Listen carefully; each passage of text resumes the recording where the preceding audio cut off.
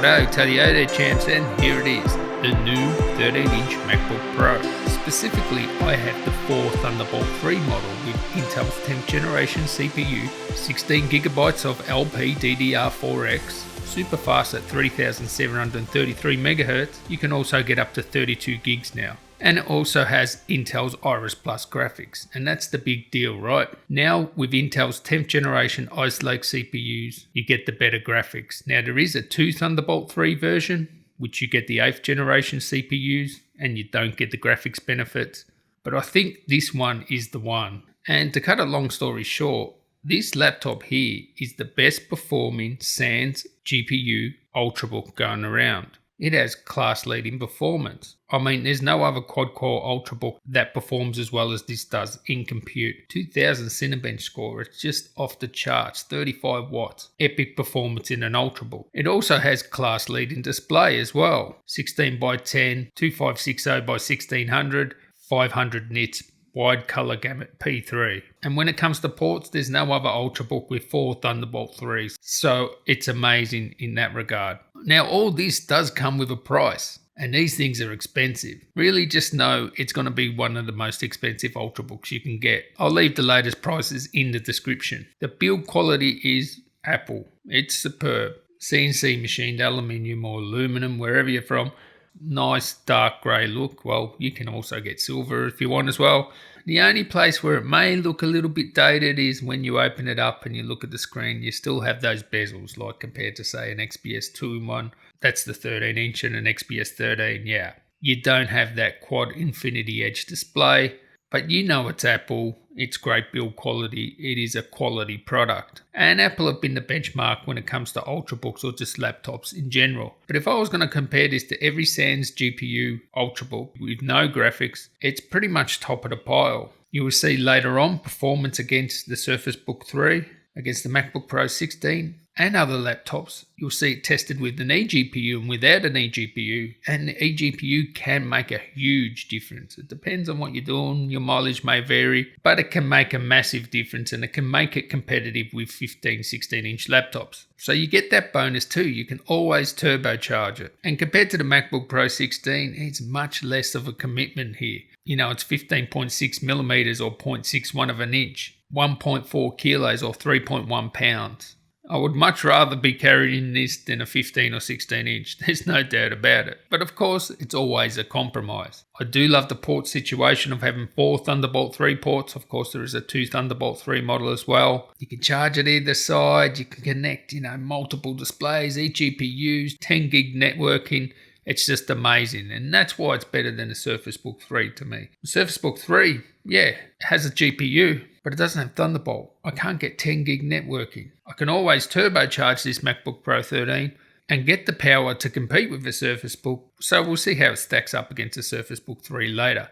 The sound is great on this, pretty much the best sounding speakers on any Ultrabook, without a doubt. Keyboard and trackpad, well, we know the Macs have the best trackpad, but what about the keyboard, the new Magic Keyboard? Well, it's something you don't have to worry about anymore. The keyboard is good, it's not going to fail. There's nothing much more to report about it. It is really good. You get the touch bar, which I don't care for it, but whatever. Battery life is amazing on this. You're going to get up to 10 hours web surfing, movie playback, stuff like that. It is a 61 watt package. And what I love about the Macs is, I don't know why, but compared to Windows laptops, you just close the lid, they go to sleep, they don't drain hardly any power, and then you open it up, it just resumes and it works like it should. Now, my girlfriend actually did have a problem where it would keep on shutting down when I closed the lid, and it happened to be just a checkbox saying automatically log off or something. I don't know, because she reckons she didn't touch it, so I don't know how that turned on, but it is awesome. You don't have to worry about sleep, getting warm, staying on. I don't know how the PC manufacturers have such a problem with this. With the Macs, it's no problem whatsoever. Display, as I said, 16x10, it's awesome. Best display in class, super bright, 500 nits, 100% P3. Yes, it does get all those measurements, without a doubt. And the best thing is performance. So who is this for? If you're a video editor, you can use it.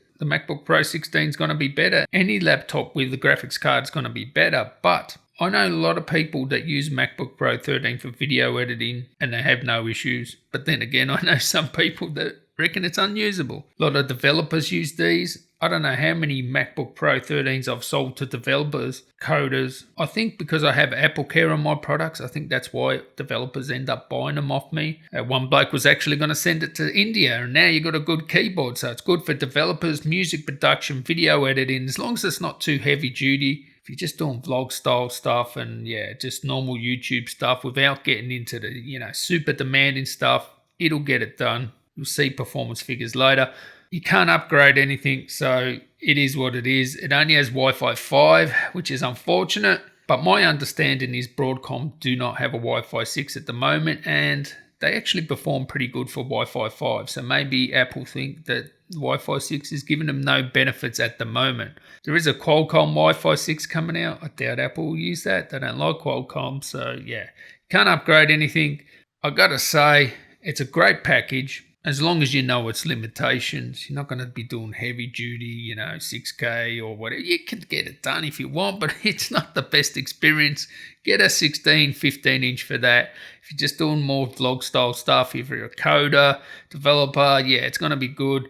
For music, it's like an excellent machine for music production now that you can get 32 gigs. A lot of things are said about the heat. Apple laptops get to 100 degrees. Yeah, they do that. The noise of the fans, when it cranks up, you will hear the fans and they're very noisy. They're actually more noisy than the MacBook Pro 16. But like most Apple laptops, you won't really hear the fans unless you're really pushing it. Or maybe if you use an external display or something like that, you won't hear the fans that often, but they can get loud. So just remember that. So anyway, my conclusion is Sans GPU, Ultrabooks, King. Probably one of the best ones. We're probably the XPS 13 or XPS 13 2-in-1, but this one does perform a bit better just because it has that 28 watt part. It is more powerful than the 15 watt 10th generation parts. So that's what it is. Great device. Catch you in the next one. Tally ho.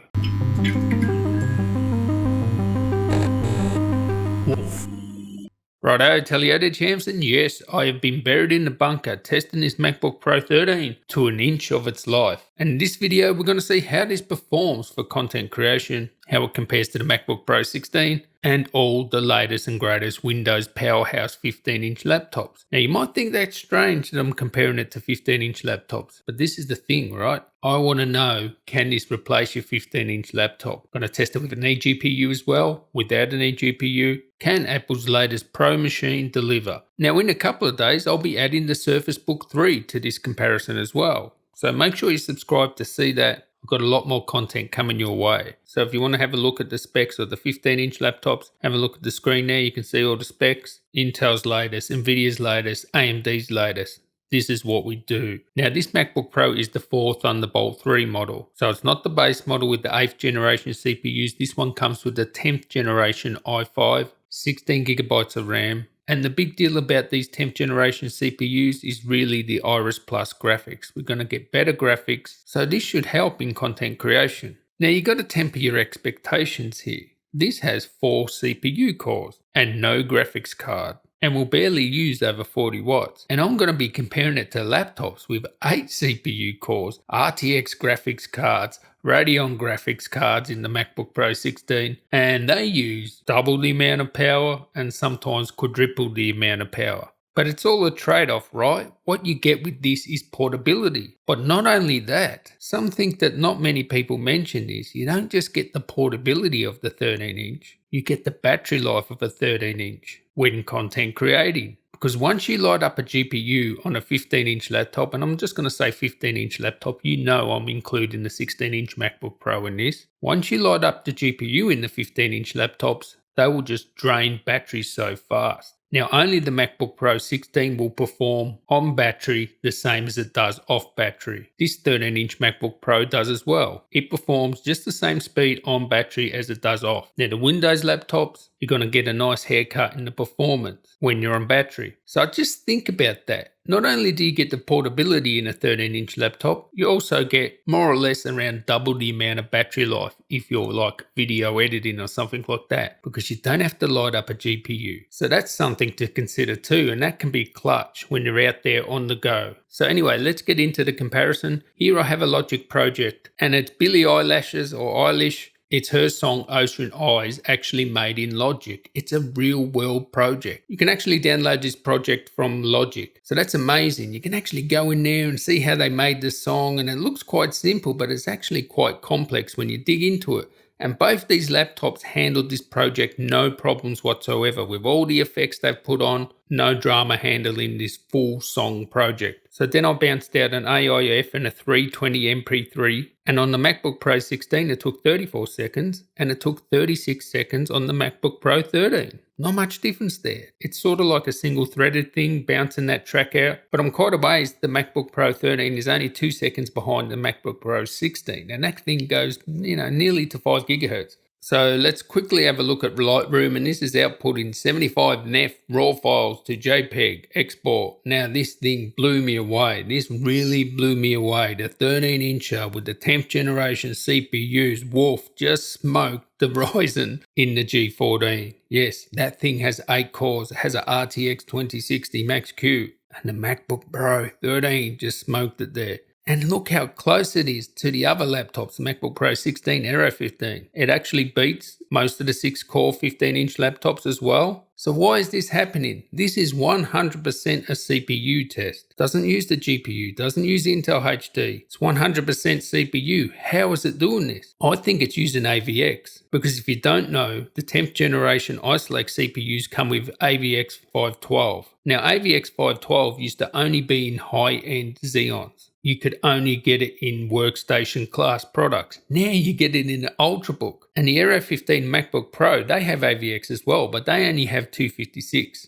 if I'm not mistaken there. So that's probably why the Aero and the MacBook Pro actually beat out the G14, even though this is a 100% CPU test, probably using the AVX there. And it just really surprised me. 4 cores beat a G14 in a CPU test. And that's all down to probably that instruction. So if you have a look at the Photoshop score, 546, it's a good score for a quad core, I would say. It's only about 150 points behind like the lowest Photoshop score there, which is on the G14. And when you consider it doesn't have a graphics card, it has half the amount of cores, that's quite amazing. So really, this CPU really cranks up. It does have good performance. The Iris, of course, would help out. I did connect an eGPU, but it was actually slower with an eGPU. Now, I did try the After Effects benchmark, but it wouldn't work. From what I could see through the After Effects test, it looked like it was performing okay. It would get about 90% and crash in the test. I tested it with the eGPU and without it. You'll get a video memory error if it had no GPU, and when you had the GPU, it'd still error it anyway. Wouldn't be my first choice for After Effects, but let's get into video editing. Let's talk about timeline performance. So this is my sample project. I use every single laptop on 4K H.264, and let's see the scrubbing. Now this is with the color grading, which is that clip there. I'll just turn it off,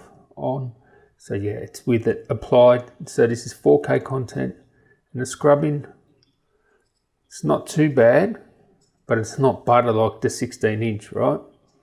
If I was going to say it's better than say the G14, maybe not quite as good as the Aero.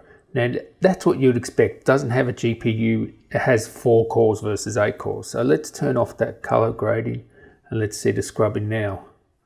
And there you go, it's butter now. So 4K without the color grading, it can do no problems. Can it play it back? You can see there, green light, it's playing it back, 4K content, H.264, no problems. Add the color grading, see if it will play it back. Okay, dropping frames, but it's not quite that simple. If I get rid of that, obviously it'll play it back without the color grading, but it actually can play back the color grading. It just doesn't like it when it's in an adjustment layer. So if I just add, say for example, whatever light, I'll just go to any stupid light. We'll just go to blacks, we'll add a bit of whites there, and then we'll add, whatever, some saturation, just for a laugh. And as you can see there, scrubbing, still nice, butter smooth. And let's play it. And there you go, butter smooth. So if I get rid of this adjustment layer, it can play back with the color correction and everything. And the scrubbing is smooth. But once I go over adjustment layer with the color grading, that's where it'll slow down slightly a little bit there. So at the end of the day, it can play back 4K content, no problem. 4K H.264 this is, it can play back with the color correction, and that's quite amazing for a 13-inch laptop. And by the way, H.265, exactly the same thing. So it is amazing, and this is in Premiere. It's the same with DaVinci and Final Cut. So anyone that tells you that using Premiere for H.264, H.265 is no good with this machine for 4K content doesn't know what they're talking about, okay? And you add the GPU and woof, it just goes. That being said, it's not going to beat a 15-incher. There's no chance. So if we have a look at this Blackmagic RAW speed test with an eGPU, you can see here 8K footage is not out of the realms of possibilities with DaVinci. 42 frames per second with the 8K metal with the eGPU, and I used the 5700 XT. I was using a Radeon, but it was like slower. I don't know why. I just put the 5700 in, it was working better. But the CPU is getting 27 frames per second. Now both Windows laptops only got 31 frames per second with the CPU. So it's only 4 frames per second on the CPU side in DaVinci at least. And as you can see here, 4K, it's going to handle no problem, CPU and GPU. That one's in the middle. And then you can see there with the Iris Plus graphics, you're not going to use this thing for 8K, but you can see there, 21 frames per second with the GPU and still that 27 with the CPU. So stick to 4K if you're using Resolve. There's some more Resolve benchmarks as well.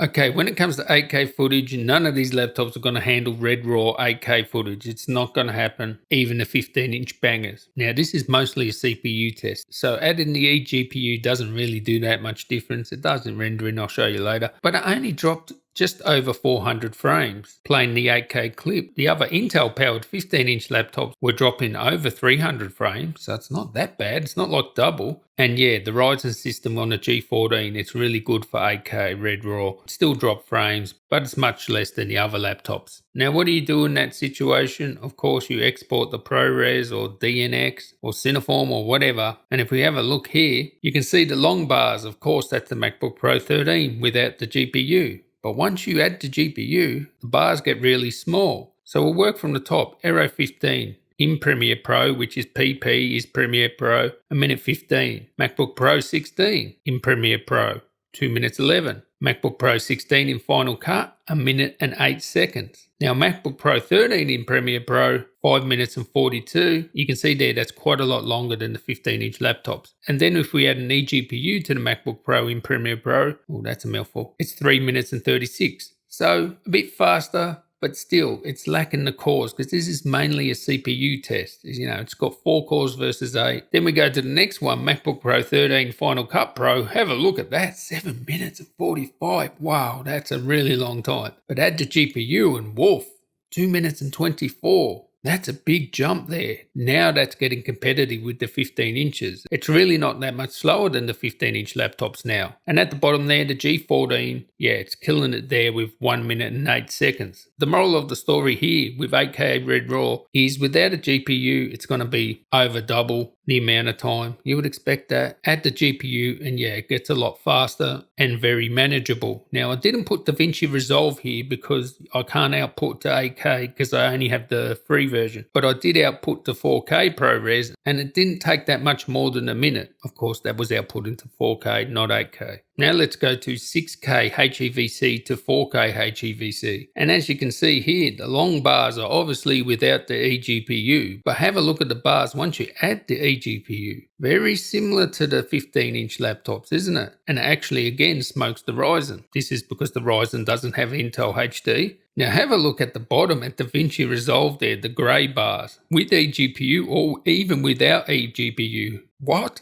That is just nuts. It keeps up with the 15-inch laptops there, even without an eGPU. And look at the MacBook Pro FCP Final Cut with the eGPU there, 155. Wow. And you get that same performance in Premiere Pro 157. So obviously once you add an eGPU, they all perform the same. DaVinci, Final Cut or Premiere. But it is quite amazing that the 13-inch in DaVinci Resolve without an eGPU is keeping up with the 15-inch laptops here. Now, I do expect if I used DaVinci Resolve on those 15-inch laptops, there would be a difference. But, you You choose the right tool, you get the right job done. Now this here is my famous sample project, which is a 5.5 minute sort of project. Output it to H.264. Hardware encoding, of course, this is all hardware encoding, if I didn't mention that. But you can see again, obviously the long bars are without the eGPU. I don't know why DaVinci Resolve is so slow with H.264. And I've done that test 3 times. Actually, I've done every test 3 times, so I'm going stir crazy, trust me. And the reason what I can see with DaVinci Resolve, why it takes so long without the eGPU, is every time it's hitting the compound clip or the animated images, it really slows down to a crawl. And that's where it's sort of getting held up there. Because this is the same project. I exported from Premiere Pro, I exported an XML, so it uses the exact same assets. I did have to go in and tweak a few things, like reanimate the photos and add some color grading, but they are literally the same project in 3 different video editors. Now again, add the eGPU, you can see the bars go right down in Premiere Pro, but Final Cut Pro, no. You did get a performance boost, but you can see that purple bar, it's still pretty high. And add the eGPU to DR, which is DaVinci Resolve, yeah, the times come right down. So you can see how competitive it is once you add the eGPU with the 13-inch MacBook Pro. Now when it comes to rendering, you're going to have to account for more than double the amount of time if you're just using the Iris graphics. But the times are still manageable because, you know, that project used to take 50 minutes in a MacBook Pro, then it went down to 28, and now it's, you know, in the teens. So not with DaVinci, but yeah. You get what I mean. So now that same project exported out to HEVC now, and you can see the long bars in Premiere Pro and the long bars in DaVinci when it comes to HEVC exporting. But have a look at Final Cut Pro. eGPU and without the eGPU, that's the one in the red, it still gets great performance exporting. But the biggest lift is Premiere Pro. Once you add that eGPU, it goes down to 3 minutes and 7 seconds. So that's competitive with the 15-inch laptops there. Both Final Cut and DaVinci Resolve with the eGPU, a little bit slower there, but it's still, even though the bars are a little bit longer, it's not as bad as without the eGPU. You can see how long those lines are without the eGPU in Premiere and DaVinci Resolve. But Final Cut for the win here, look at that. Doesn't really matter, eGPU or not. So when it comes to this laptop being your content creation machine, can it replace your 15-incher? Well, it can. No problems playing back HEVC 4K, H.264 4K, and even ProRes. I tested ProRes as well. No issue. ProRes should always not be a problem playing it. And both H.264 and 265 with color grading as well. If you want to go to higher resolutions than 4K, I wouldn't recommend a 13-inch unless you have an eGPU.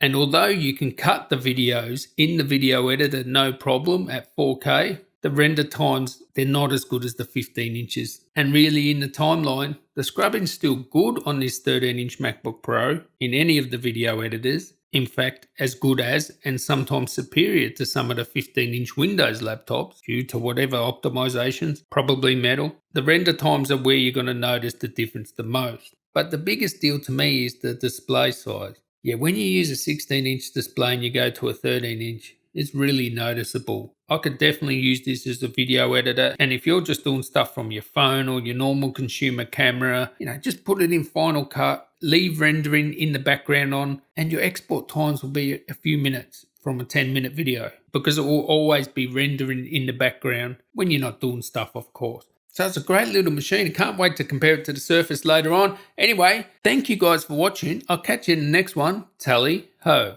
Yes, yes, yes. Woo! We're playing 60 FPS, GTA 5, MacBook Pro. That's what I'm talking about.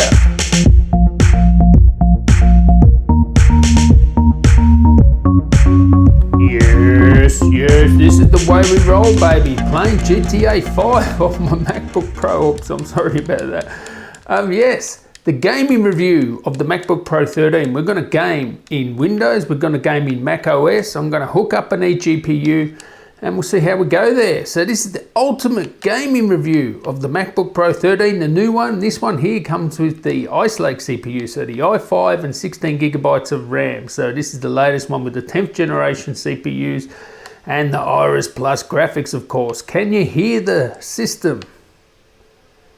You may be able to hear that, but I'll tell you what, it's a lot better than the gaming laptop in terms of noise. I'll give you the tip. Now, when you actually game on this MacBook Pro, you have to go into the settings and fiddle about. I'll give you a little bit of a pro tip, okay? Pro tip is to start off at 720p low settings. That's where you start off, 720p low settings, and then see how you go there. Now that is with AAA titles, and one setting can mean the difference between 10 frames per second more or less. So one little setting. So there's no going in and just saying, oh, set it on low or medium and 720 and yeah, see how you go. You got to fiddle about. That's the one thing. Let's get into it and see how it games. All right. Here we are in the bang bus. Let's jump out, baby. Golden man. I'm golden man today. And we are pushing over 60 FPS. Now I've changed the render resolution down to 60 and we're playing at medium settings and all the rest at low and getting an easy 60 FPS on this now. You might not be able to see it, but I can guarantee you we're doing over 60 FPS. Still looks good. Obviously 70% render resolution looked a bit better, but this still looks good and it reminds me of a console.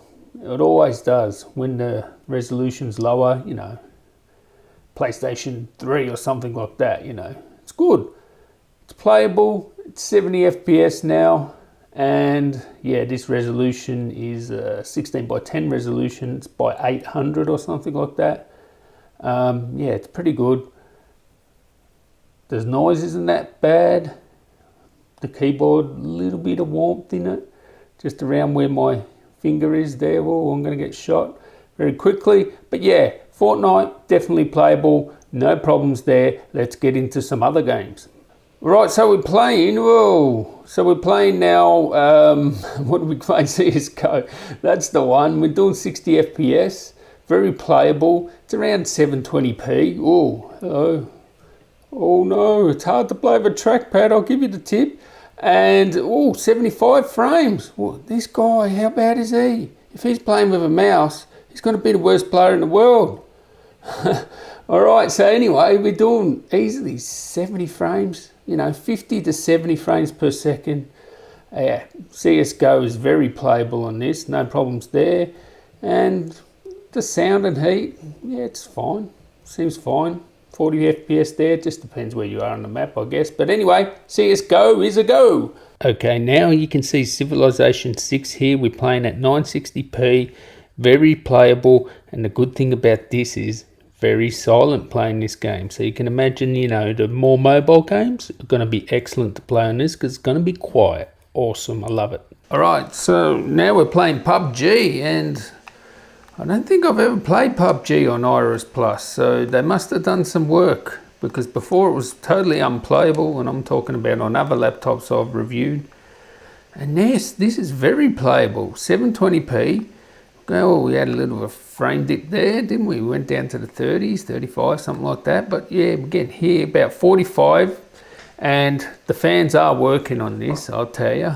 They are working a bit more on this. Now, of course, this is first-person shooter, so yeah, you want as high frames as you can get. And for competitive gaming, but if you're just mucking about and you just want to play a few games, you can do it. You know, you're getting 50 FPS on this. You can see the frame times there. That's the graph. Yeah, it's not linear, it's not flat. That's usually what you want. But you know, what do you want for integrated graphics? You can still play, you're still going to have fun, and yeah, it's good times to be had. And we'll have to see if Witcher can play on this. That'll be amazing if Witcher plays on this. Fortnite will probably perform better on Windows than it does on Mac OS, so yeah, that is what it's worth there. Anyway, let's try Witcher and see if that works. Alright, so I'm playing all these AAA titles at 720p low settings. So that's GTA 5, the PUBG and this Witcher. Now, have a look at this. We're getting nearly 60 FPS. This is Witcher 3. Witcher 3, yeah, it's at low settings. It's around 768 because of the resolution. And yes, it's a Mac, so you get those. It stretches it out, which is not ideal in this situation. You can crop it, you can mess with it anyway, but yeah, I'm just trying to test its performance. It's 768, so it is a bit stretched out. Whoa, went down to 30 frames then, but still, look, 50 FPS there. To play Witcher, come on integrated graphics. That is quite amazing. And yeah, you can get it done.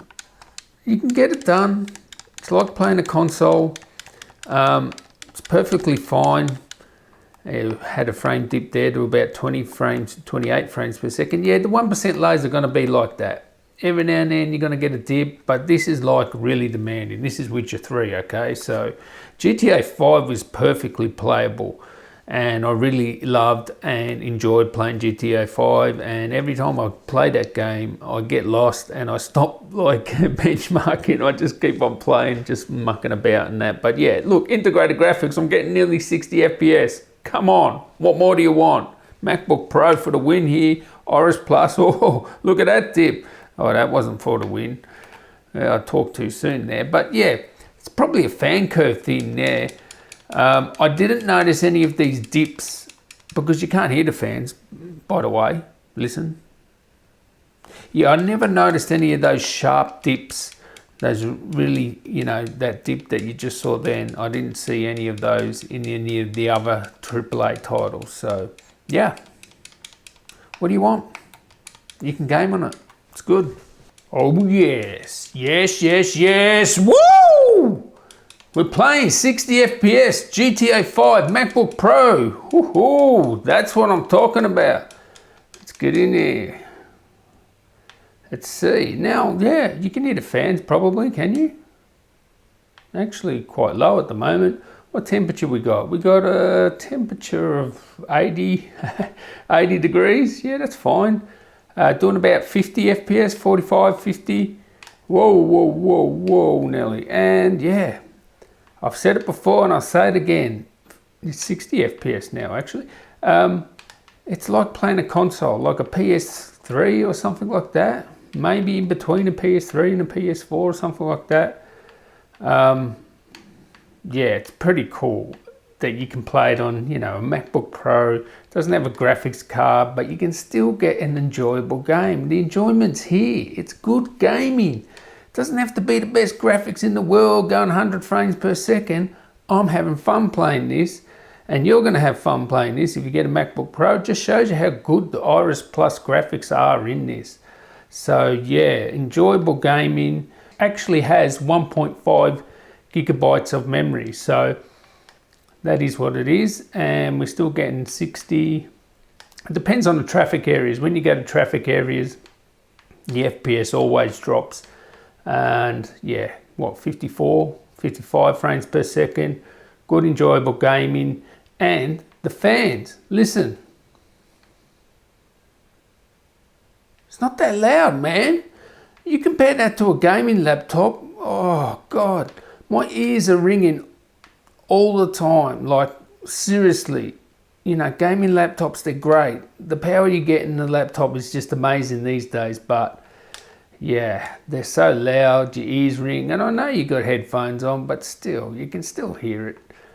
Yeah, unless you got the sound up, you know, really loud. So yeah, this is enjoyable gaming. What more do you want? You're playing GTA 5 on a MacBook Pro. Come on!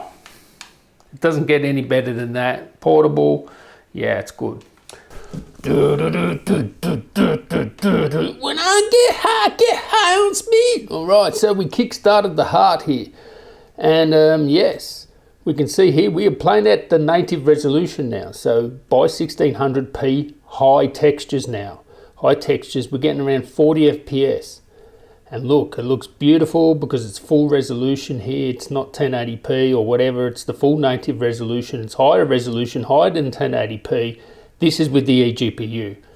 So yeah, you can whack on the eGPU, get, you know, obviously a lot better gaming. You know, if I want to get the full 60 FPS, I just got to mess about with it. Maybe go down one resolution step or just mess about with some of the settings. But yeah, whack on an eGPU and it's party time. Now this is actually in Mac OS. Let's see if we can get it working in Windows. Okay, so it's sad time here. Sad time is, yes, unfortunately eGPU not working in Windows. But as you can see, I'm playing in Windows now. Yeah, some good gaming to be had here. I will get into it. I will promise to have a look into it, why it's not working. I have a suspicion maybe it's something to do with security or something like that, because everybody's going crazy over Thunderbolt security these days. But yeah, I'll look into it. I might have to get some, you know, bootcamp drivers from bootcampdriver.com. And if anyone knows how to hook it up with an eGPU on Windows at the moment, please leave a comment down there. But at the moment, no eGPU on Windows. And yeah, I'll wrap it up here. Some good gaming to be had. You can game on your MacBook Pro 13. Awesome. Catch you in the next one. Tally ho. Woo!